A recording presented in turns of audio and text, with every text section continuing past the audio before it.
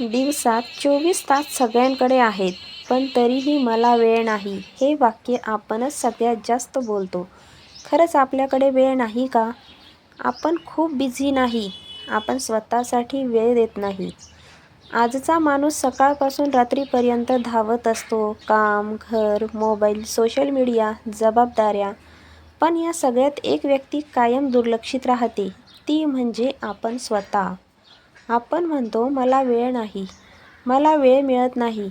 पण प्रश्न असा आहे की आपण वेळ शोधतो का? आपण वेळ कुठे घालवतो? दिवसात नकळत मोबाईल स्क्रोलिंग, नकारात्मक विचार, दुसऱ्यांच्या आयुष्याशी तुलना, यात खूप वेळ जातो. पण स्वतःशी 2 मिनिटे बोलायला वेळ उरत नाही. स्वतःसाठी वेळ म्हणजे स्वार्थ नाही. स्वतःसाठी वेळ काढणं म्हणजे कोणाकडून काही हिसकावून घेणं नाही, तर स्वतःला मानसिक, भावनिक आणि शारीरिकदृष्ट्या मजबूत करणे आहे. जसा मोबाईल चार्ज नसेल तर तो चालत नाही, तसंच मन चार्ज नसेल तर आयुष्य ओझं वाटायला लागतं.